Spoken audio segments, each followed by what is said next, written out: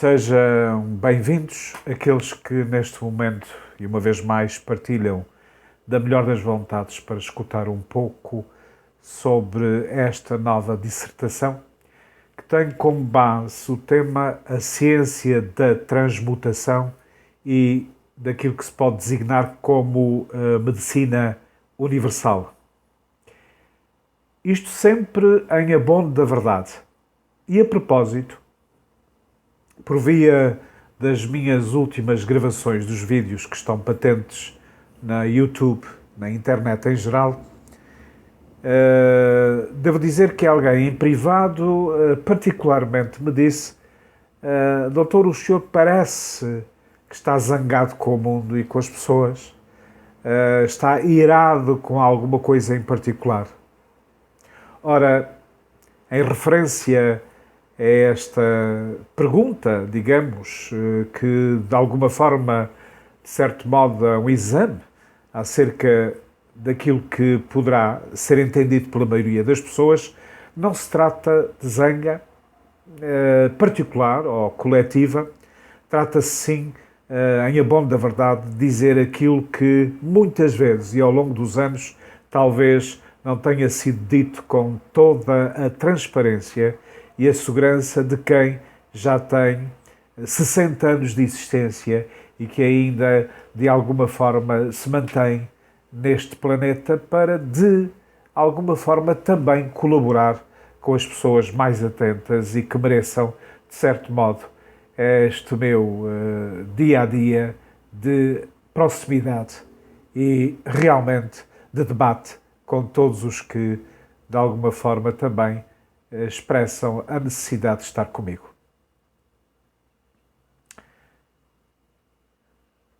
Ora, algo que sempre faz falta à memória das pessoas, na minha opinião, é saber comunicar. Porém, falta por vezes aquela habilidade de saber o que dizer em determinados momentos.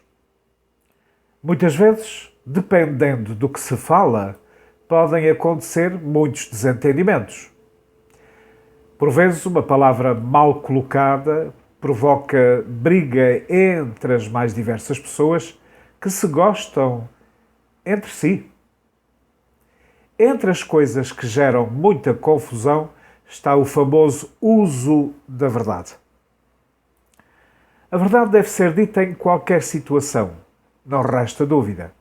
Mas segundo a conveniência de estar protegido contra as críticas e a possível insegurança que poderão existir e, naturalmente, surgir em nome do politicamente correto, é sabido que existem situações em que a verdade é amenizada e muitas vezes até olvidada, pois a forma com que ela é comunicada muitas vezes provoca enormes confusões e arrebatamentos.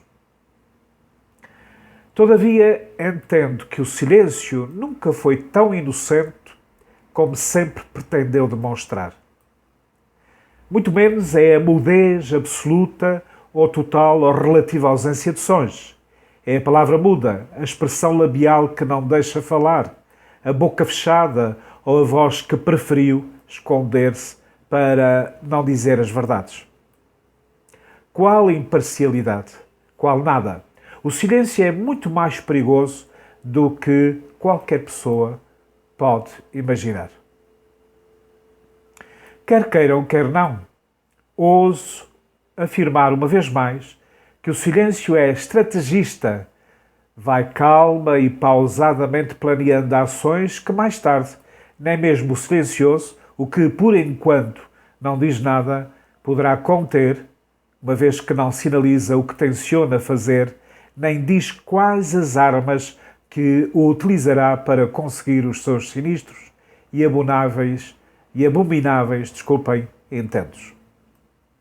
De facto, não é à toa que quem fala consente, que o silêncio é um vulcão prestes a explodir, depõe ao seu modo, cobarde e frio, contra todos aqueles que precisam que negue uma acusação.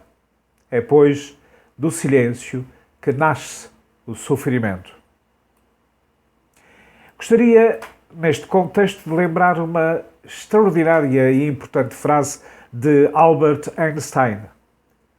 O mundo é um lugar perigoso de se viver, não por causa daqueles que fazem o mal, mas sim por causa daqueles que observam e deixam o mal acontecer.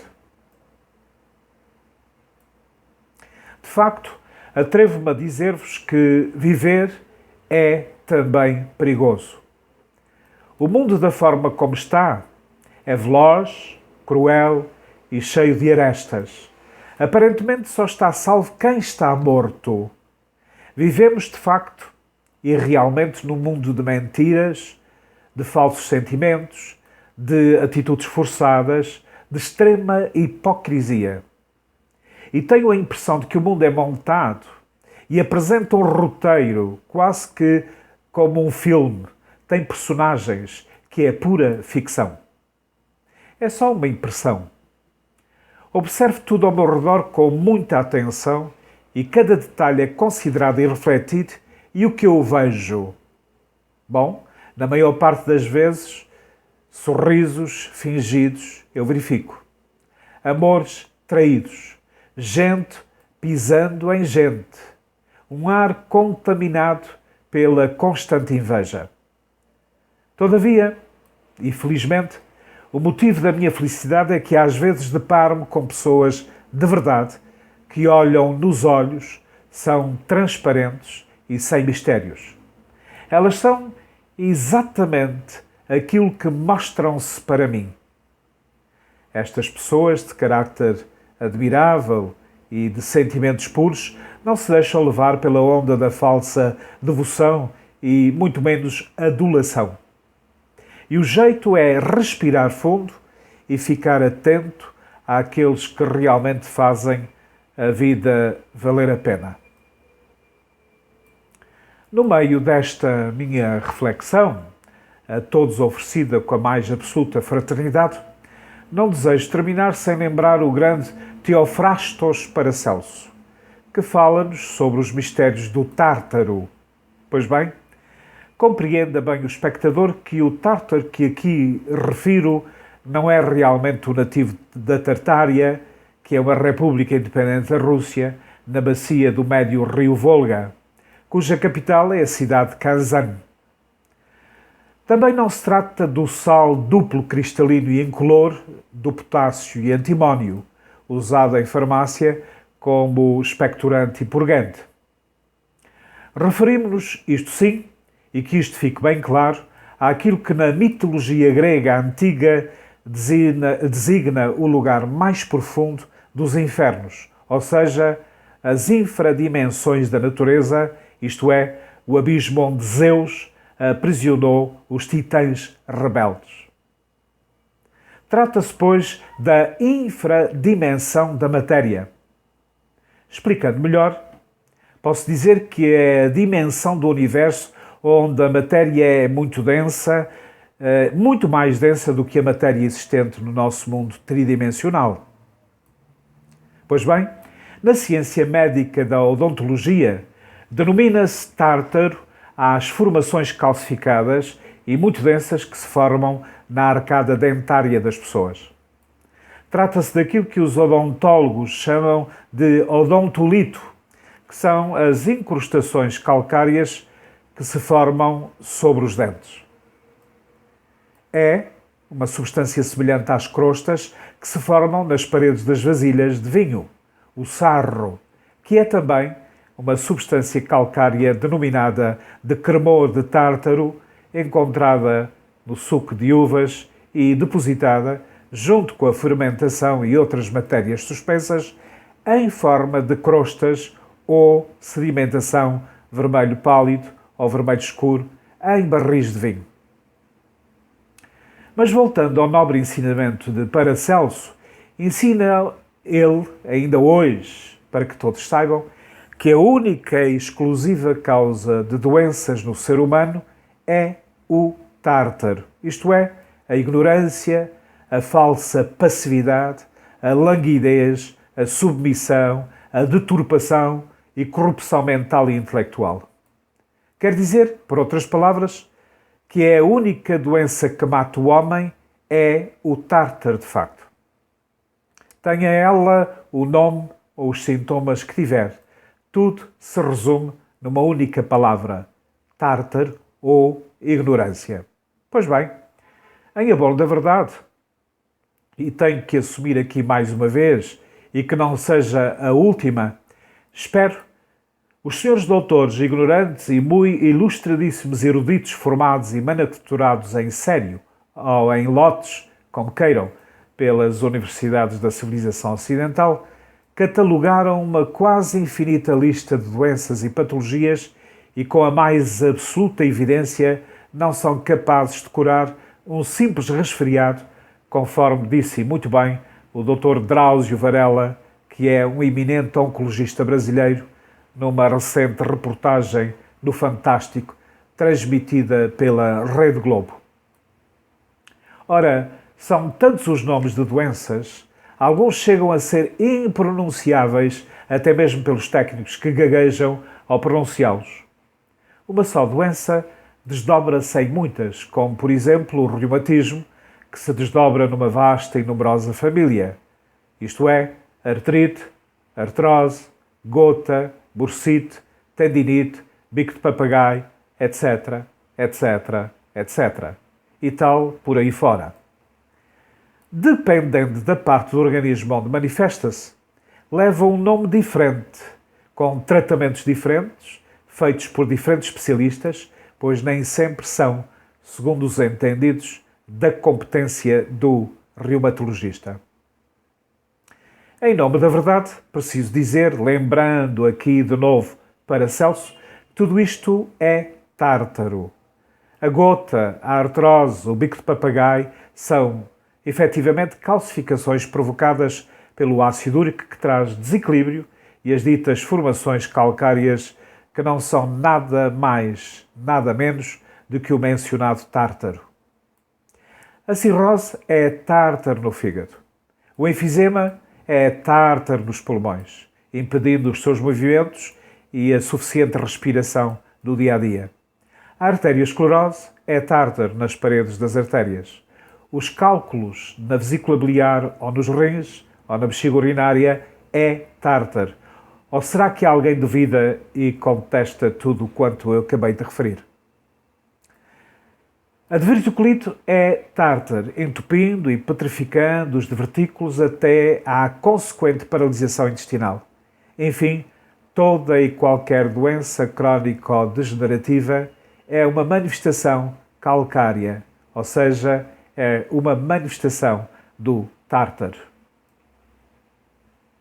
De igual modo, e como naturopata assumido e profundamente convicto, alego que as doenças agudas são as reações da natureza, provocando no organismo uma crise curativa, no sentido de gerir, drenar e expulsar pelos canais excretores naturais as matérias mórbidas que estão poluindo, atravancando e entupindo o organismo, trazendo desequilíbrio e impedindo o seu perfeito funcionamento.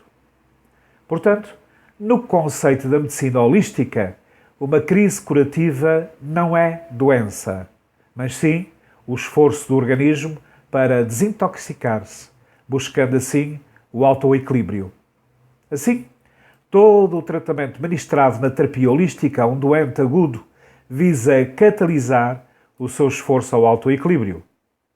E quando um doente não consegue desintoxicar-se durante uma crise aguda, a doença passa gradativamente para o estado crónico.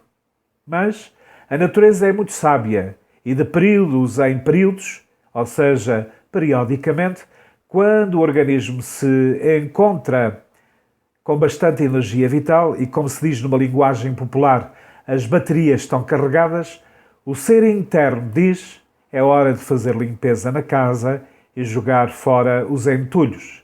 E assim começa uma crise curativa, como, por exemplo, uma gripe forte. Porém, infelizmente, e dado aos paralelismos aqui recentemente difundidos e enumerados atrás, os senhores sabichões da medicina ocidental, com drogas e outras táticas invasivas e intoxicantes, tratam de abafar os sintomas, fazendo recolher para dentro do corpo as toxinas alimentares que estavam sendo jogadas para fora, acrescidas agora com mais um tanto de toxinas medicamentosas ministradas pela maioria dos senhores alopatas. Entretanto, o pobre doente, iludido e ludibriado, paga contente a despesa hospitalar e acha que ficou curado, quando, na verdade, o seu estado interno geral piorou, pois o lixo dentro do corpo aumentou consideravelmente e, de facto, a doença, caro ouvinte e espectador, definitivamente não é propriamente o sintoma, mas sim a poluição, ou seja, as toxinas. O organismo agora começa a lidar com as bactérias mórbidas de outra forma. No estado crónico, as toxinas começam a compactar-se em determinadas partes do organismo, cristalizando, calcificando e tartarizando. Deste modo, está criado o tártaro. E a tendência é aumentar. Por isto, tudo, a doença no seu estado crónico é chamada degenerativa, pois está conduzindo paulatinamente o enfermo à morte. Diante de tudo isto que eu acabei de referir sobre o tártaro, que pode ser entendido aqui como a ignorância, tal como inferi anteriormente, a ciência da alquimia, ou seja, o despertar da consciência, visa transmutar a matéria muito densa em matéria sutil, chegando ao ponto de fazer uma mutação do próprio DNA, ou seja, o código genético, havendo também uma reprogramação mental. Mas isto, no mundo ocidental, é quase impossível, devido às crenças religiosas e científicas do gigantesco sistema reinante. Vejam bem, eu não disse impossível, mas é muito difícil, até mesmo porque os alquimistas são considerados pelos líderes religiosos como feiticeiros perigosos e pelos cientistas da ciência oficial como charlatães perigosos, o que é uma pena. Contudo, e todavia, apesar desta profunda descrença e penalização, aqui estarei eu, de quando em vez, para alertar e, de certo modo, colaborar para uma melhor vida. Tenham uma boa saúde e muito obrigado pela atenção.